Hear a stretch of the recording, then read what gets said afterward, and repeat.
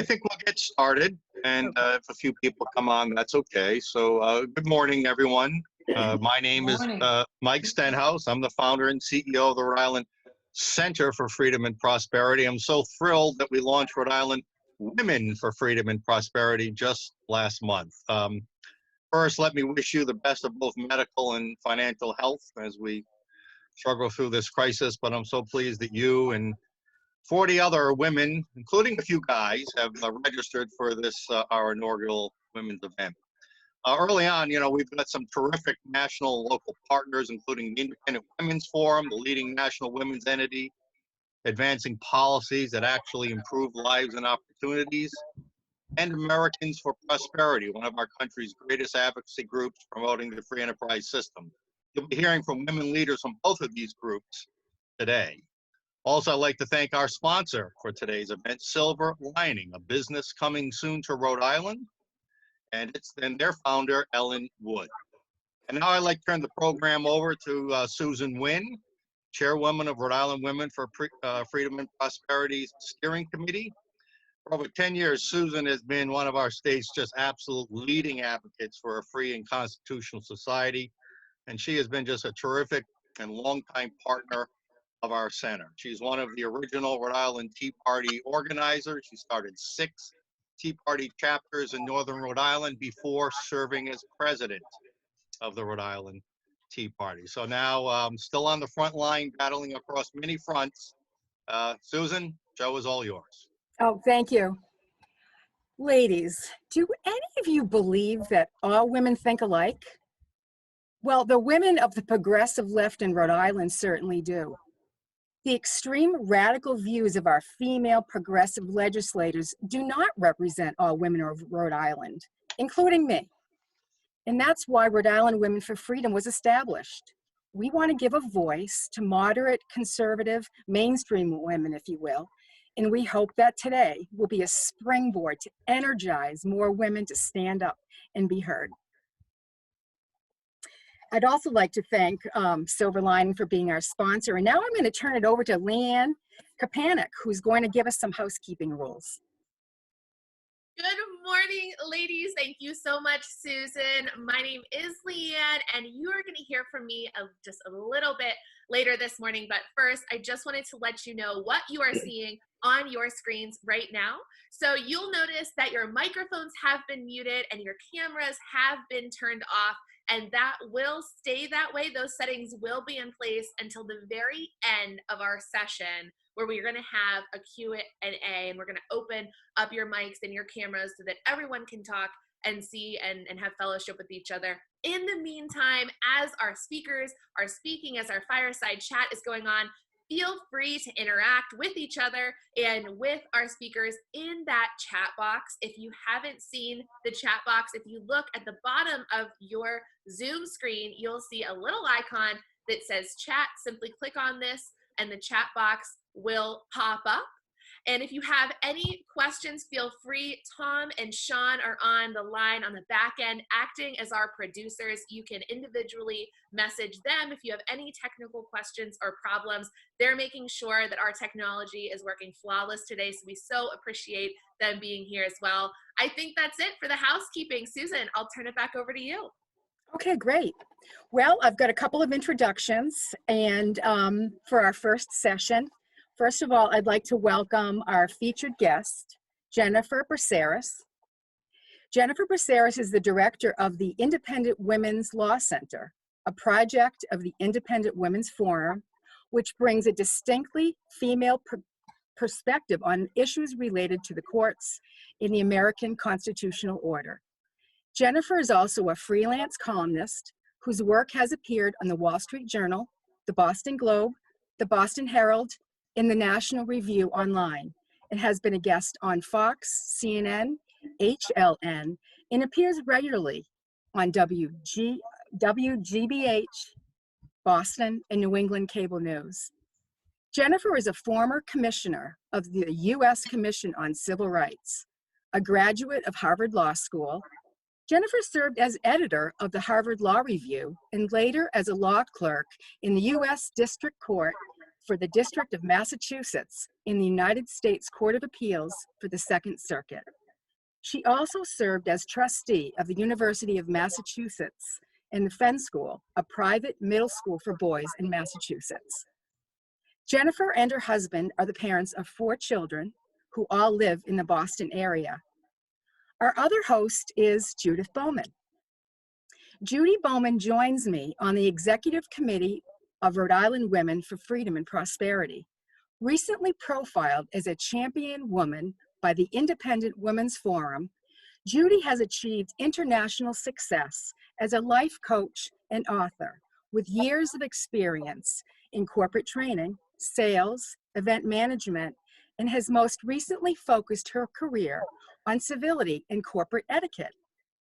With an English degree from Boston College, Judith also brings experience as a syndicated journalist and radio and television host, and a guest in America and Overseas. Judith Bowman founded Protocol Consultants International in 1993 and is a prominent business protocol expert, corporate speaker, educator, and renowned authority in the field of professional presence. Judy, I'll let you take over. Thank you so much, Susan. Thank you all, Mike. And welcome, everyone. This is so exciting, and we're so delighted to have you join us this morning for our very first Rhode Island's Women's Leadership Forum. So, Jennifer, we have some time together, and I was wondering if you could please share with us the very interesting story of the genesis of the Independent Women's Forum. Sure. Well, the Independent Women's Forum grew out of an organization called Women for Clarence Thomas. And Women for Clarence Thomas was a group of women who had either worked with Thomas or been professionally affiliated with Thomas at the time that he was nominated to the United States Supreme Court. And these women wanted to defend him both before and after Anita Hill came out with her allegations. These were women who knew him personally, whose careers he had championed, and who had been colleagues of his and friends of his for a very long time, many of whom knew Anita Hill, worked with him at the EEOC, and knew that the story she was peddling was false. So these women came together to support Justice Thomas. And after his nomination, the leader of that group, Ricky Silberman, who had been Thomas's vice chair at the EEOC, decided that she needed to do something with this coalition of women she had put together, and she formed Independent Women's Forum. I love that. That's so compelling. So thank you for sharing that. Jennifer, I'm curious to know if you have an initial message for us as we are launching this new organization. Well, we are just thrilled that you are forming this organization.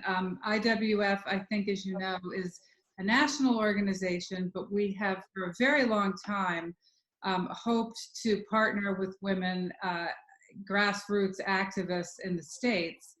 And I think we're sort of uniquely set up to do that at this juncture of our history, because IWF is now and has been for several years a virtual office. And so we have staff who work in Oklahoma and Colorado, and I'm in the Boston area. And of course we have folks in the DC area, Maryland and Virginia, but also North Carolina, and even our president lives in Germany. So I think, we are uniquely positioned to sort of reach women at the grassroots level. And I was particularly excited about this group since I'm in the Boston area and very close to you guys. And sad that I'm not able to meet you in person today, which was the original plan. But hopefully that will happen very soon in the future. Absolutely. And we all look forward to that, certainly, Jennifer. Thank you. So we believe, and our mantra is, women are our greatest natural resource, American women. Your motto is, all issues are women's issues. That said, why do we need women's groups like ours, as opposed to just pro-liberty groups, to be active in debates on public policy? So that's a very good question, and it's actually one I get asked a lot. If you believe all issues are women's issues, then why aren't you just, working on those issues? Why do you need to create this separate group? And I think the answer is twofold. One is, and I think this is what you're alluding to with your motto, is that women tend to get the job done sometimes in ways that men don't. But I think more importantly, from a political standpoint, it is important to speak as women because for so long we haven't. And as a result, the left has completely co-opted women and claimed the mantra of women for their issues. And so they have decided what women's issues are. They have decided what the politically correct position on certain issues is. And it's gotten to the point actually where a lot of male politicians they now believe that the appropriate position to take if one wants to support women is X, Y, or Z. And it's important for male and female leaders to hear from women like us who don't necessarily agree with the conventional wisdom, and to make our voices heard and to show the diversity of women across the country. Okay, excellent. Thank you. So on the highly sensitive issue of abortion, our Rhode Island Women for Freedom and Prosperity accepts both pro-choice and pro-life views, yet we oppose laws that allow for unrestricted anytime, anywhere type procedures.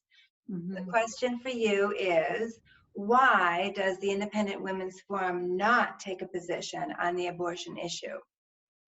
Well, probably similar to you. I mean, we felt way back when Ricky Silberman was founding the organization, I think she and her colleagues felt that taking a position one way or the other on the abortion issue would limit our reach and our coalition. And frankly, I think that they felt, and we continue to feel today, that abortion is not the number one issue that women have to contend with. It is not the most important issue in any way, shape, or form for women, for the vast majority of women.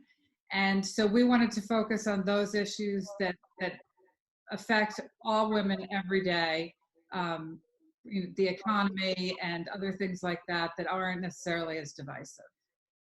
Okay, thank you for that.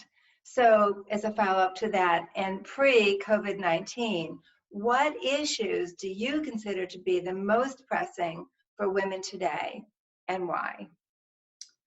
Well, at IWF, we are very focused on economic issues and economic liberty and the ability of women and all Americans to make their own choices and set up businesses and contract out their labor freely. And so, we particularly felt, especially before COVID-19 hit, when our economy was doing so well, that the most important thing was for government to get out of the way, because women actually are doing quite well in American society without government interference. And you see that, women earn the majority of bachelor's degrees, the majority of graduate degrees. They're now the majority of law students, and just recently, women became the majority of medical students. So particularly in the generations behind me, women have more than sort of caught up. In fact, they've gained on men in almost every way. Educationally, women's businesses were exploding. Women-owned businesses were exploding in the years and months leading up to the COVID-19 outbreak. And so the most important thing was really to make sure that we could continue that progress without government and regulatory barriers. Okay, and so again, back to COVID-19 impacting women. How can really reform policy change all that, help women and all Americans just kind of get back on their feet? Well, it's interesting. I mean, I'm a lawyer, so I look at it through a legal lens quite a bit. And, we're thinking about how can we get the economy back on its feet and how can we get the country moving again after this pandemic. And there are so many legal and regulatory barriers to that. Many of them have come down because of COVID-19. For example, occupational licensing restrictions in some states have been loosened to allow people to help on the front lines. But my concern as an attorney is with the onslaught of litigation that will inevitably occur when this is over, if the government doesn't step in and provide immunity for certain sectors. So we've already seen Congress step in and provide immunity for healthcare workers who are volunteering their time on the front lines. But we need to expand that immunity to other sectors because inevitably when colleges open up, for example, and people go back to school and someone, a staff person, a professor, a student gets sick, those colleges are going to be subject to lawsuits. The same is true of businesses. And so unless we enact some sort of litigation reform, those businesses and those institutions are going to be deterred from reopening. And that's just going to hold us back from getting back to normal. Okay, so as some of that litigation reform, well, tell us a little bit about your work and your lead project that you're heading up for IWF. Sure. So the Independent Women's Law Center was actually just launched this fall, but its roots go back to IWF's founding because as I mentioned at the beginning, Ricky Silberman started this organization on the backs of Women for Clarence Thomas.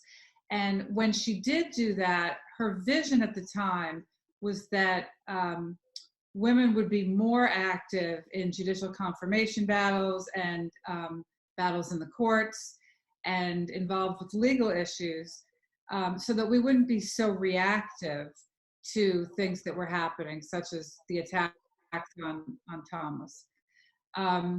And for a long time, that aspect of IWF lay dormant. I mean, there were so many other issues that required our sustained focus, the economy and healthcare and other issues being first and foremost. But when Brett Kavanaugh was nominated to the Supreme Court, and we saw the same types of vicious attacks occur that occurred with the Thomas nomination, we realized it was time to launch a legal center. And so I was brought in full-time at that point to get the legal center off the ground. And what we focus on are three sort of lanes of legal work. One is judicial nominations and confirmations. The other is weighing in on court cases across the country, filing amicus briefs. No direct litigation, but just filing friend of the court briefs to provide context and background on issues before the courts. And the third lane is the legal policy lane, where we are active in regulatory reform and litigation reform, civil justice reform generally. So just as a side, were you involved with the impeachment hearings at all? We were not. Impeachment is really an inherently political process, and we are a 501c3, and therefore we don't get involved in politics. We did do some commentary on the process and sort of the constitutional parameters of impeachment, but we very much tried to stay away from the merits because our founders intended impeachment to be a political vehicle, and so that we worried that might cross a line a little bit. Okay, thank you. Jennifer, how can Rhode Island attorneys learn more about the Law Center and get involved in work of the center? Sure. Well, they can go on to iwf.org and click on the law page, which is a work in progress, and they can find out more about us there. But they can actually just reach out to me directly at jennifer.braceras at iwf.org. And what we are doing is really putting together a list of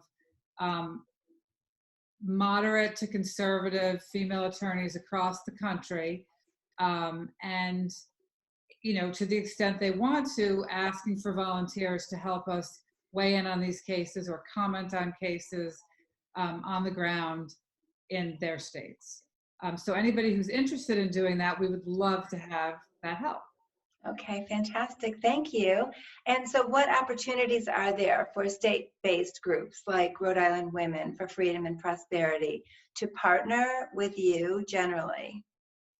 Sure. Well, IWF, creates a host of materials that are available to groups like yours. We produce sort of policy documents, legal policy documents, social media kits, talking points. And we're also available to you as a resource. If you have questions on any of these issues, we can provide speakers and access to national experts on a whole host of issues that could be relevant in Rhode Island. And we have experts who are available to testify before your state legislature, to come and do events, private events, public events. There's any number of ways that I think we can work together, and I think I'm really looking forward to this because I think it'll be a great sort of cross-pollination of ideas. Well, we are delighted. We are so excited to partner with you, Jennifer, and what an amazing organization. I so enjoyed, and I'm sure all of us did, learning the sort of the genesis of the organization with Clarence Thomas and Anita Hill, and thank you so much for sharing that with us. No problem. Thank you for having me. So excited. Thank you. Thank you both. And now I am going to turn it over to LeeAnn Kapanick, but I'd like to introduce her to you first. I love that you ride American quarter horses. Thank you. That's so I neat. love it too. LeeAnn is also a fourth-generation farmer, and she's a graduate of Penn State University and is an alumnus of, help me out with this name, the Annie B. Anstein? Yep, Ann B. Anstein. Yep. Anstein Excellence in Public Service. Thank you for that. She's a former field operative for Americans for Prosperity. She has spearheaded numerous grassroots and political efforts in Pennsylvania and nationally. LeeAnn now is an advocacy trainer with the nationally renowned Grassroots Leadership Academy. Today, in this motivational and leadership session, LeeAnn will introduce you to some of the tools necessary for women to become involved in public policy or politics, with vital tips on how to effectively advocate for the reforms that you believe in. And don't forget that we do have a chat feature, which you will see at the bottom of your screen. And feel free to type in any questions that LeeAnn will be able to help you with later. Awesome. Thank you so much, Susan. Ladies, hello. I have got my caffeine and I am ready to go. So buckle up, because our conversation this morning is going to take us to some pretty amazing places. So if you are ready for that, send me a message in that chat box below. Let me know that you're here. I want to see everyone typing in a little hello to me. And as you're doing that, and as you're getting settled, transitioning from one speaker to another, I want to just tell you what all you are in for during our conversation this morning. Oh, hello, Mike, Nancy, Jean. Great. It's so great to see you guys. Thank you so much for joining us. First off, we are going to start by talking through our community's vision. It's our why, it's our North Star, it's why we are here with you this morning. And during that, I'm going to challenge you to think about your vision. I want to know your why. I want you to dig deep and realize what compelled you to get up early on a Saturday morning and be on this forum with us. Once we realize our why, we're going to talk about the key institutions of society, those being education, community, business, and government. Try to remember those because we're going to bring them up a little bit later. And we're going to talk about what their proper roles are, and also a little bit about where they're failing and could do better. And then finally, I'm going to teach you how we make them better. And that is to be able to tell our stories in a clear and impactful way. And so I just want to start out by sharing my personal belief and part of why I love my job so much, which is getting to travel the country and talk to amazing ladies like you and getting to share my belief. So my personal belief is that in this amazing country that we live in, that we are so blessed to be able to call home, that each one of us can realize our full potential and that all people can contribute and benefit to the lives of others if we're free to use each of our own unique gifts. And I just feel so incredibly humbled and appreciative today that I'm able to join you and have this conversation. So thank you so much for letting me have this with you today. And I'm just so excited to be here. And you know, as Susan said in my intro, I'm just a farm girl from rural Pennsylvania. I'm actually sitting on my family's farm right now as I'm talking to you. And growing up, my parents voted, and they impressed upon me and upon my younger sister the importance of voting. But beyond that, no one we really knew was involved in the policymaking process. We weren't involved in the policymaking process, and we really thought that voting was enough. But as the years went on, more bad policies got put into place, more bad policies got put into place on top of those, and times got tougher. We were forced to sell our cattle, and ultimately then we were forced to sell some of our land. And I remember my parents really starting to just feel helpless and like their American dream was dead. And ladies, I'm gonna stop right here. I'm gonna drop a truth. And guys, on the call, no hurt feelings by this gentleman, right? But ladies, when you signed up for this conference, it said at the beginning of the description on the registration page that women are America's greatest resource, right? We heard Jennifer and Judy talk about that earlier this morning. If you have ever felt like that wasn't true, I am here to tell you that it absolutely is true. And I know this for a fact, that women are America's greatest resource, because during this hard time that my family faced that I shared with you, my mother was my family's greatest resource. She was the one who figured out how to manage our money so we could make ends meet. She was the one who, despite all of our struggles, never let it impact her relationship with her children. And she was the one who ate peanut butter and jelly sandwiches every single day for a year because they were cheap. She sacrificed things so that my sister and I didn't have to. She is my why. She is why I am here. And folks, I'm gonna tell you, my parents' role in the policymaking process doesn't stop at just voting anymore. And I wake up every single morning excited to do what I do because of women like you and like my mom, who each have a role to play in ensuring that freedom and prosperity are the first words that people think of when they hear about states like Pennsylvania or Rhode Island. And the cool thing is that I know I'm not alone in this, right? And I know that I'm not alone in this because this Zoom room is full this morning of women who share the courage of each other's convictions. And you've decided to invest this time in each other, in yourselves, and ultimately into our country as you take the things that you're learning today and step up in a critical time to keep the American dream alive for future generations like mine, like your daughters and sons, and like your granddaughters and your grandsons. So I'm gonna give you 30 seconds. I know I saw some of you guys that you messaged me your whys in the chat box. Absolutely love that. I want you to dig deep, ladies. I'm gonna give you 30 seconds. I want you to think about what is your why? Why are you here with us on a Saturday morning going through this forum? Go ahead, I will wait 30 seconds. I want you all to write down your whys.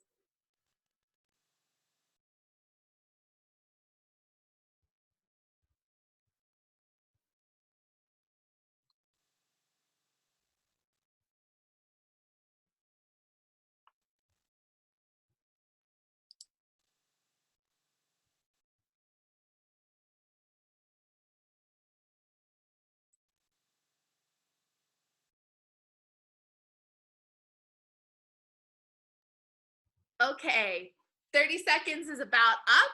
If you are ready to get started again, either send me your why or send me an oh yeah in the chat box and we'll get to it. Deborah, thank you so much for sharing. Jay, thank you so much for sharing. I've seen so many of you share your whys.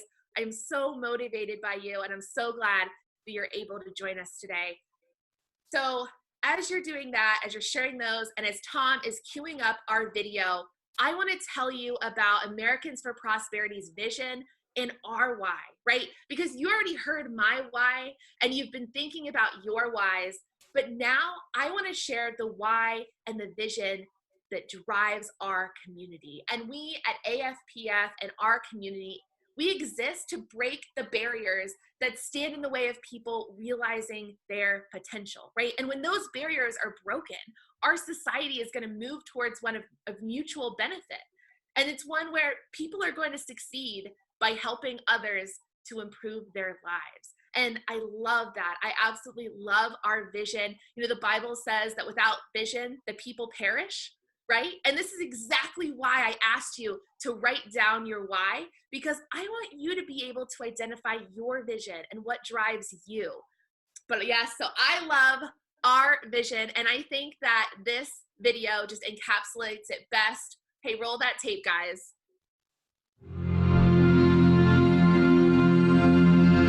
Why are we here? What is it we're seeking to achieve?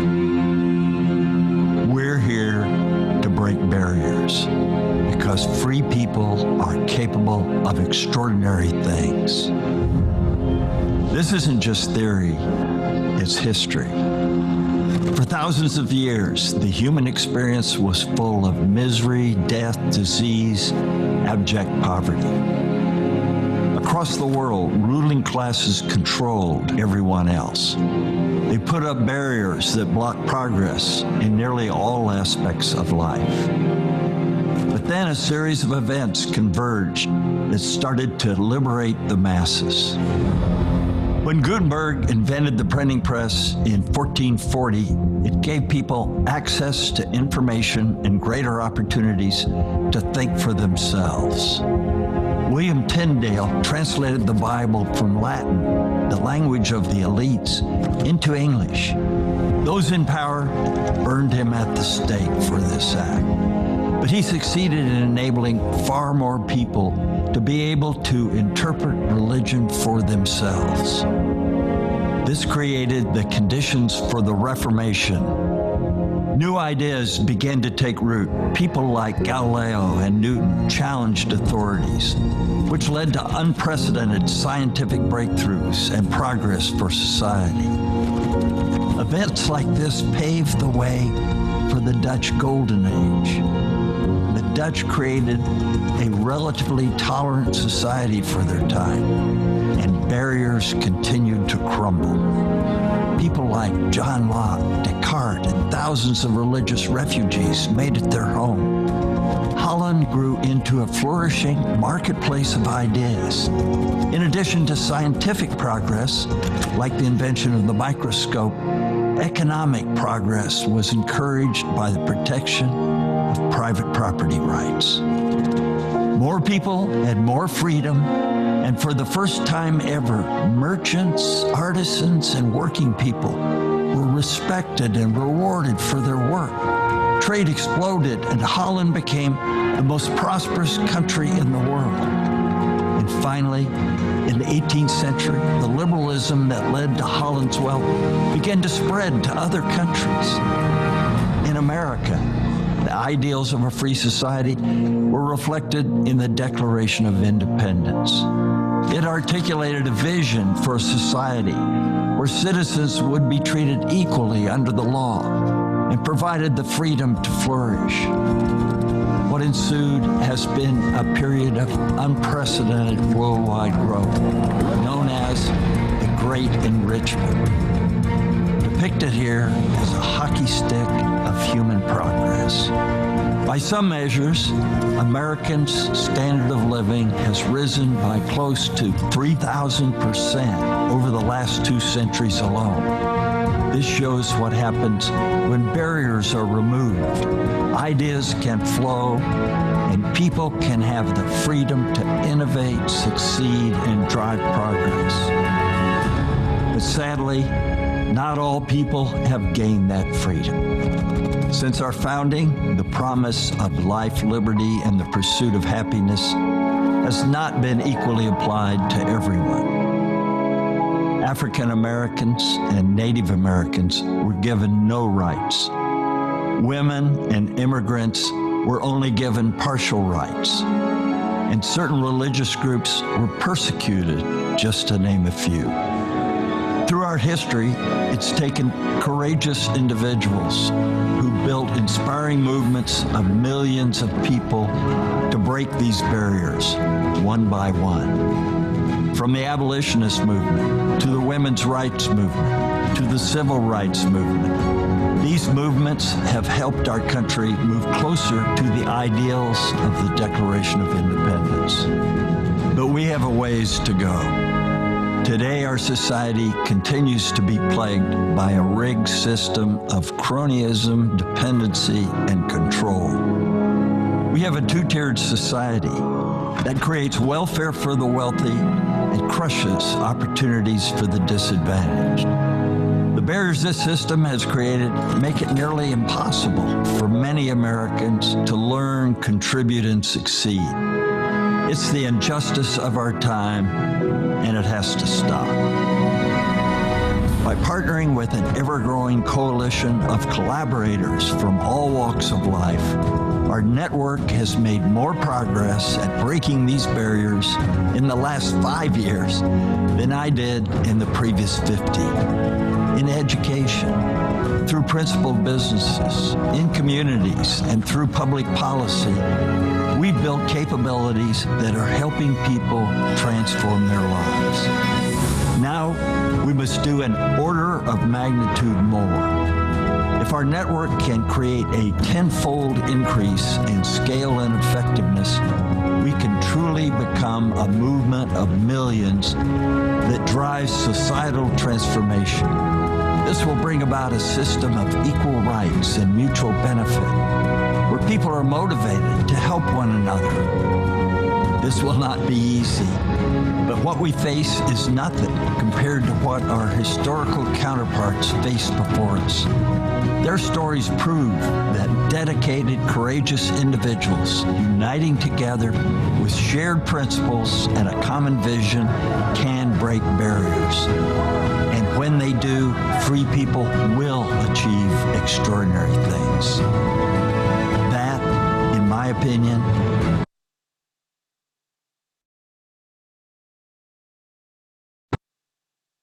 is why we're here. And that's what we're trying to achieve. Awesome. Oh, I love that video that articulates why we do what we do, right? If you guys like that too, send me a smiley face in that chat box. I want to see them. You know, if we think back through history, it's so clear that people are capable of extraordinary things when you have and when they have the opportunities to learn, to contribute, and to succeed, right? And very few things exemplify that more than the founding of America. And why I love our vision so much is that it's guided by the principles that were laid out in the Declaration of Independence. And we call these principles that we live by mutually reinforcing principles. And there were 4 of them, and each one builds on the one that came before it. And you may have caught some of them from being mentioned in the video. And I know that there was a gentleman who was speaking in the video, right? But we're not here to condemn men, right? We're here to celebrate women. And so I hope that you found that video as motivating as I did. And so the first principle of those 4 mutually reinforcing principles is equal rights. It requires respect and dignity for all people and equality under the law. If you've read the Declaration lately, or if you remember reading it from a civics class in high school, that should sound really familiar, right? It's right out of the Declaration of Independence. Once you have equal rights, once you have that first principle, then you can have a society of mutual benefit, which is the second principle. Because when the values and laws of society respect the dignity of individuals and uphold their rights, people succeed by creating value for others. And then when this value is created, it motivates people to assist and work together rather than harm one another. So when you have those first two principles, equal rights and mutual benefit, they start working together and they foster openness, which is the third principle. And this happens by allowing the free movement of ideas, of resources, and people that generate knowledge, innovation, and opportunity. All of these things together then fuels progress throughout society. And finally, after you have equal rights, mutual benefit, and openness, we come to our last, our final, our fourth principle, might actually be my favorite of all the principles. It's self-actualization. So as more people have the opportunity to use their unique talents to succeed by helping others to improve their lives, society flourishes. It's the idea of doing what you were put on this earth to do and doing it well, while at the same time looking for ways that your unique talents can provide value for others, which in turn will create value for yourself. And so those are the four mutually reinforcing principles that our community's vision is guided by. But even though it's great that we've been able to identify our vision and know that our vision is derived directly from the principles laid out in the Declaration, the question then becomes, how do we move toward this society that's guided by these principles, right? And if that question occurred to you too, throw me a yes in the chat box. I want to make sure I'm not alone when that question came up to me, because when I heard about these principles, that was one of the first questions that I thought of. And a large part of that answer has to do with the institutions that shape our society and structure how people and organizations interact with each other. And I mentioned these key institutions very briefly in the beginning. So if you mentioned, or if you remembered what any of those were, start throwing them in the chat box. Even if it's just one, I want to see if you were listening. I did tell you ladies to remember. Awesome. Okay, so I see some people typing. So the four key institutions are education, community, business, and government. So in an ideal world, right? Carrie, yes, thank you. In an ideal world, the proper role of each of these would sound something like this. So education is going to prepare people for new innovative jobs. Business is going to give people the opportunity to do something they've never done before. Community groups are going to step in to help people when they fall on hard times. And government policy is going to try and provide the stability for investment and progress while not overstepping its bounds, right? But unfortunately, Nancy, yeah, I see your chat. I agree with you, right? We can't blindly count on those descriptions of those ideals today, right? Because those institutions are no longer supporting the ideal that every person can contribute and has unique talents and skills. And so like Nancy said, education often leaves students unprepared for the modern world. Businesses, rather than focusing on taking care of their customers and employees, are focused on bringing the system in their favor through special interest cronyism, right? I travel the country and I see so many communities where neighbors don't know each other, and poverty has become a permanent condition that we've just conditioned ourselves to where it's easier to endure, but much harder to escape. And in government, where the extremes and overstepping we're facing means it's much harder to get things done in public policy. These four institutions are the institutions that people have relied on to contribute throughout society, but they are no longer serving that function. And instead, they're creating barriers that are holding people back. And it's these barriers that our community seeks to destroy. And the American dream is becoming farther out of reach for so many people, like my parents, whose story I already shared with you. And so few realize, though, that they have the power to change it. And so, ladies, I am here to tell you this morning that you do have the power to change it, okay? So Americans for Prosperity and Americans for Prosperity Foundation focuses on working within the key institution of government.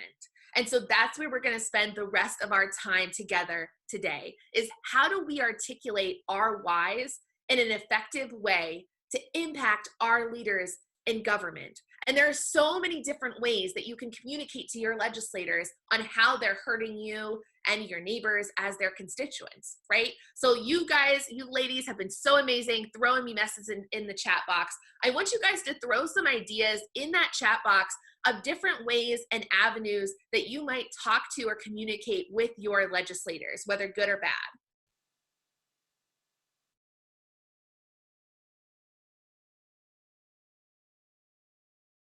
Yeah, Mike, thank you. Love it. Social media, right? Yeah. Oh, I'm seeing some other people typing in some things. Great. So just off the top of my head, I'm thinking emails, phone calls, personal office visits, social media, like Mike said, letters to the editor. Jean, absolutely. Email, wonderful. So there's so many different routes you could take. And awesome. I'm seeing so Pauline, attending local government meetings. Absolutely love it. So there's so many different routes that you could take. And Carrie, I hear what you're saying. I understand. But none of these routes will work if you don't have an effective message, right? And so this is our last piece of the morning. And this is where storytelling is going to come in to play. And Carrie, hopefully this will help. And this storytelling training is going to help you as you move forward to try to impact your legislators. So storytelling is how humans have communicated messages and morals to each other for years, right? It's more compelling for individuals to hear a story instead of just hearing numbers. And it's essential for relationship building because it's the way that human beings interact and it's the way that we learn things, right? So this is how we get excited and make emotional connections to things and to each other. And since the dawn of time, we've been sitting around campfires, we've been telling stories to each other, right?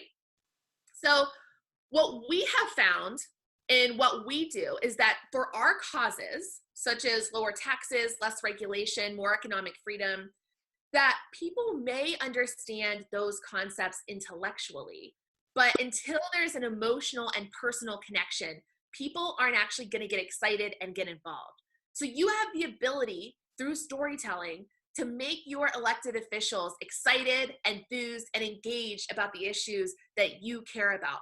But we have to do it through the idea of emotion over intellect. And if you guys are interested, I'm a big book nerd. Conservative Heart is a really good read that you can peruse through that talks through why that is so important. So about 20 minutes ago, I asked you to think through what your why was. And there was a very good reason for that. Mike, glad to see you've read the book. Absolutely love it. So I asked you to think through what your why was. It's because the why of your story is what people connect with on that emotional and personal level. When building and sharing your story, make sure that you focus on the why, not just the what and the how. And I understand that sometimes this kind of is a little bit difficult, right? So generally speaking, as conservative-minded ladies and the gentlemen on the call, we tend to think with our head intellectually, right? However, the other side of the aisle tends to think more with their heart. They seem to think more emotionally, right? But we need to find a healthy mix of combining the two. If we make an emotional connection first, then people will be open to the intellectual information after. And so I want to just go back to the story I told you earlier about my family. My why wasn't the fact that over 3,200 dairy farms sold out in 2019 alone, or that over 4 million farms have closed since 1948. It was the story of my mother sacrificing everything she could so that my sister and I could have a better life.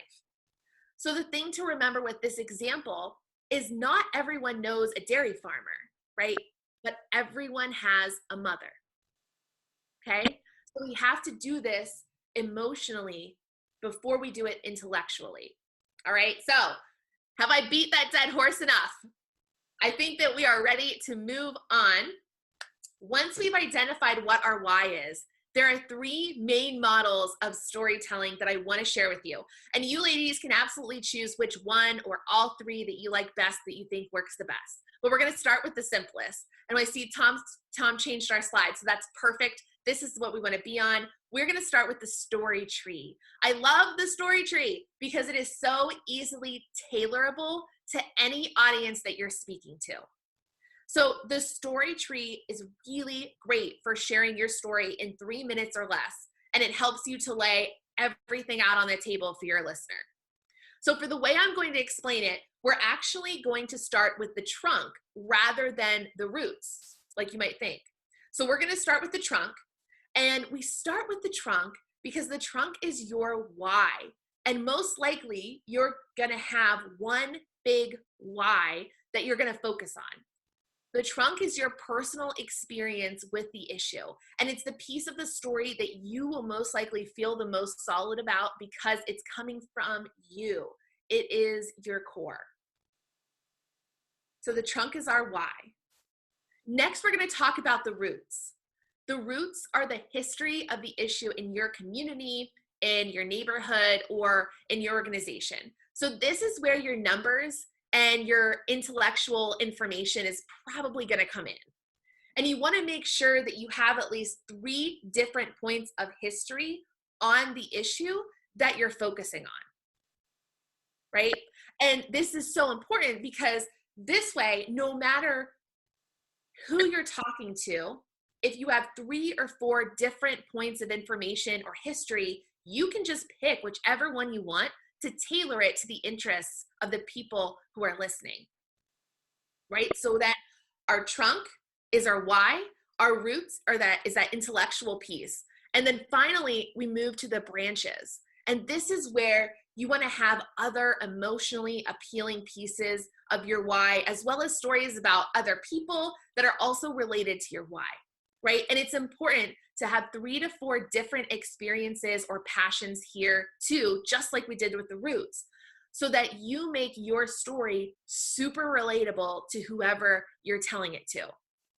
And using all 3 of these parts together, the trunk, the roots, and the branches, and practicing what pieces of each fit together before you have to tell it, you can tailor your story to almost any audience. And that's the beauty of the story tree. It's a really great way of explaining out an issue. So the second model that I want to cover when we're talking about storytelling is the public narrative. And we can move that slide forward and we'll talk about the public narrative. So fun piece of trivia as we're moving our slide. The public narrative was actually developed by Marshall Gans, who was a Harvard professor, and he worked with the Obama campaign to build their messaging, right? So hate it or love it, the Obama campaign was really good at messaging. So this is another really great tool for you guys to use to tell your why. So in the story tree, we focused on why others should take action. In the public narrative, we're going to focus on why you are called to take action. And we're going to start with the story of self. So we want to ask ourselves when we're thinking of the story of self, why me? So this is what you believe, what has formed your beliefs, what has made you who you are, what has influenced you. These influencers could be your parents, teachers, a relative, someone you once met who just had a really profound impact on you. The influencers could also be experiences you had that shaped your life, right? It just needs to answer the question, why me? Once we've identified the story of self, then we think about the story of us. We have to address, why are we being called to action? It's so important to take the story of self and connect it to the rest of the community or the rest of the people that you're sharing your story with. So as an example of this, a lot of times when I'm working on this portion of my story and I'm talking to a room full of people, I'll start off with something like this. It might sound like, as I look around the room and I see people who have taken similar journeys or have seen the same things, we've all been through the same journey and we've all seen the same things as what I am about to tell you. And then I'll tell them a similar story of us, something we've all been through collectively. And so once you've told people why you're involved and you've made them feel included in your struggle and have helped them feel seen, then you have to finish the story with the story of now. And that's that third piece. And you do this by answering the question of why now? And this is the call for them to take action. I almost always make sure to include in this final part what we can accomplish when working together. So that's what that call to action is what can we do? What can we make happen if we work together through this common struggle? So that's our second model. And there is one final model of storytelling that I want to touch on today before we wrap up, and that is the human action model. So this one was actually developed by an Austrian economist who meant it as an economic concept, but it works really well for all different human interactions. So this concept relies on the idea that for any human action to occur, there needs to be 3 conditions that are present. The first is a sense of unease. The second is the vision of a better future or a better state. And the third is a pathway for us to get there. So this might seem a little weird for you guys to think through that we have to have all 3 of these steps. So I'm going to give you a silly example about why we have to have all 3 of these pieces for this to work. So here's a silly example. The example of a sense of unease might be driving a really, really old car with 300,000 miles that is making a really funky noise and not knowing if you're actually going to be able to make it to work. So that might be the sense of unease. The vision of a better future might be on your way to work, you pass a dealership and you see great prices on new and used cars. And then the pathway to get there would be checking your bank account and seeing you have enough money for a down payment and then figuring out that you can afford financing if needed, right? With any one of those 3 pieces missing in that example, then that person is not going to act, right? We have to have all 3 of the pieces of this human action model. And this method is often used by someone challenging an incumbent. So you may have heard, and this might sound kind of familiar.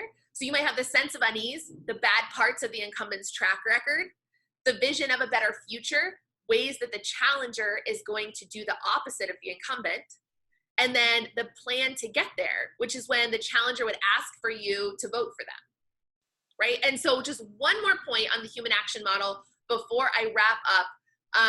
Another way to think about this is if you think about what happened as the sense of unease, how do we fix it as the vision of a better future? And then what's the plan as the pathway to get there? Okay? And I lied actually. So one more final point for storytelling to be effective.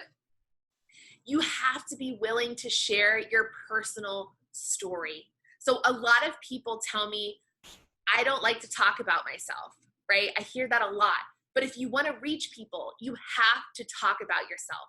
Storytelling is only effective because it's a personal story. You can make a personal connection with people when you're telling them your personal story. And then you see and they see that another human being out there might be having the same experiences as them. So ladies, I want to wrap up just by saying that we are in the position to tackle some of the greatest challenges of our time. We as women, we're mothers, we're business leaders, we're community leaders, we're activists, and we're advocates, right? We do it all. And we have a lot of stories to tell. And we have the choice now on how we decide to respond to these challenges. And our choices will determine the future of our country. We can build from the principles that we laid out this morning that have driven progress through history, and we can empower people from the bottom up.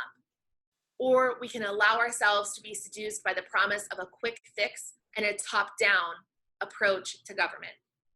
And so I'll just close by saying that through all of the challenges, the worst threat that we face right now as a country is if good people like you and I choose to do nothing. But each of us individually, we all have to make this choice. I've made mine, and I hope that you'll stand with me and you'll stand with your sisters who are on this call this morning, because people will settle for bad ideas if those are the only ideas that are being offered. And the best way to beat a bad idea is with a good one. And the best way to communicate a good idea is to tell your story. Thank you so much for letting me join you today, ladies. I've had an absolute fabulous time. Mike, I see that you are on. I will turn it back over to either you or Susan. Well, I think we have more time for some questions. If anybody wants to use the chat feature, I don't know if we'll offer folks to unmute. What do you think? Okay, Yeah, I let's see bring one from everybody Mike. on. They want to know, right, so his res is now going to be due again May 1st.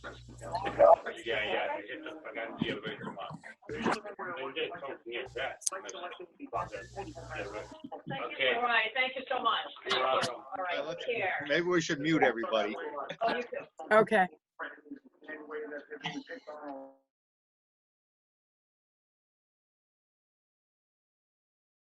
Jean, I saw your comment. Rules for Radicals, always a great thing to read.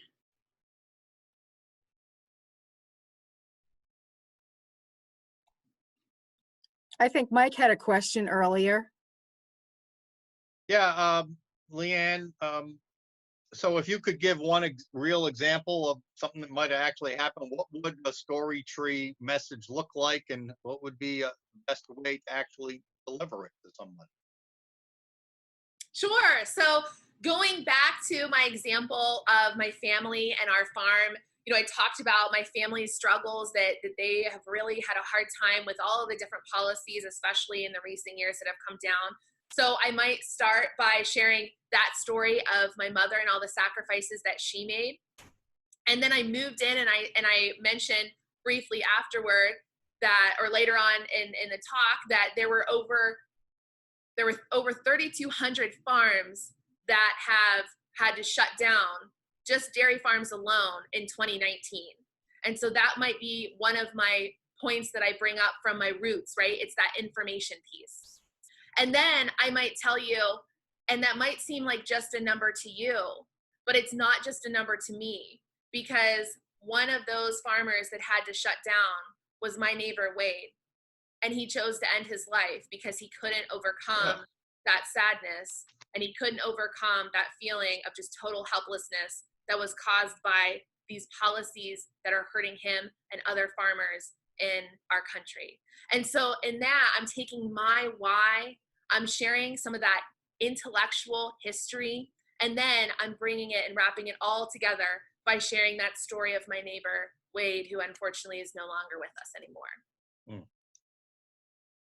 Thank you. Anyone else have questions? I might suggest if it's a little too cumbersome to type, if you can just raise your hand by clicking on participants, there's a raise your hand button, then we can unmute you and you can verbally ask a question if it's a little too long to type. So you got two ways to put a question, to either Jennifer or to LeeAnn or to Susan. And you can either raise your hand or type a question. So we'll just do a few more minutes of this. LeeAnn, I do have a question. Will the storytelling be available in a hard copy or a PowerPoint? I feel like I was writing Fast and Furious and I'd like to have something in hand. Sure, yeah. So I'll have to go back and see if I can dig anything up for you guys, just a brief outline. And of course, this was a really brief overview of all of those different concepts. We would love, when this quarantine is over, to come out and teach each one of those in depth, and to be able to work through you and all of your ladies on the call right now through what each of their whys and their connections in these stories might look like. So I would love to absolutely come out and be able to do that. And in the meantime, we'll try to get you just a little outline of this. Anyone else? And if I could, Susan and LeeAnn, between speakers from the Independent Women's Forum and what LeeAnn just spoke about is really not even the tip of the iceberg of all the training that the Grassroots Leadership Academy has to offer. So we plan in the coming months to be scheduling, instructional sessions that go into a lot more detail, with a lot more specifics. Many of us on this call have taken part in some of the in-person training programs put on by the Grassroots Leadership Academy. They've been up to Rhode Island 3 times. But we'll also, I think, were enough of this COVID crisis, we'll probably, even if things are back to normal, we'll probably schedule some on a forum like this, on a webinar forum. It's just so easy to get people together. So what we're saying is, there's much more to come from Rhode Island for Women in Freedom and Prosperity, on instruction, more specific, how you can become better engaged and more effective for the causes you believe in. So just stay tuned, encourage other women to join up, and we'll be scheduling our next session very soon. Back to you, Susan.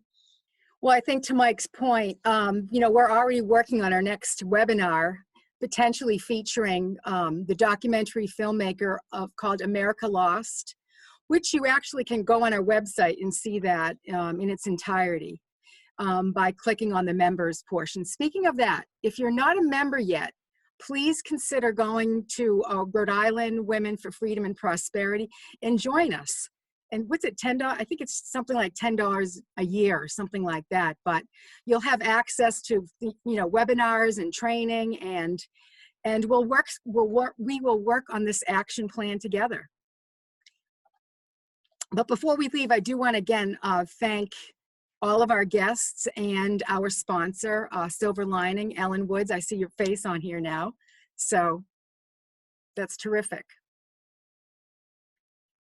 Anyone else have any closing remarks? If not, I'm ready to break some barriers. Who's going to join me? That's what we love to hear. I'm ready. The unease is there.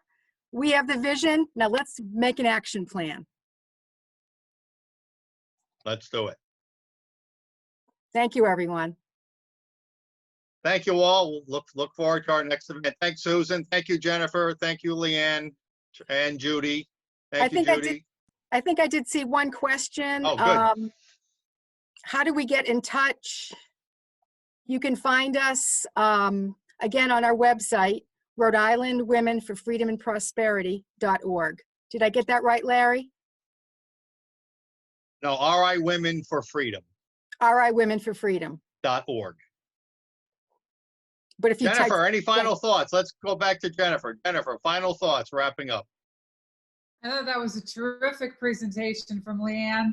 I learned a lot myself that I'll bring back to the women of IWF.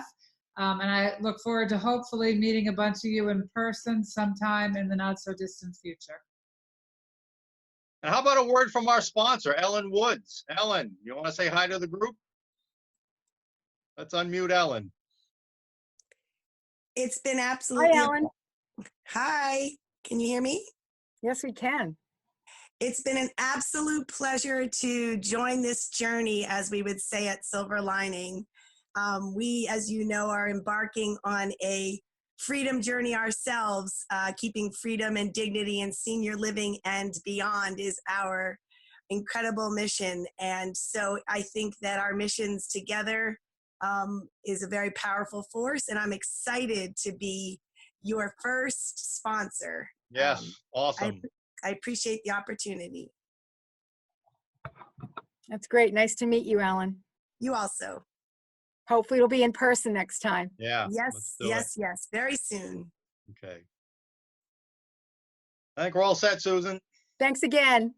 All right, everybody. Thank you all. Enjoy your weekend. Bye.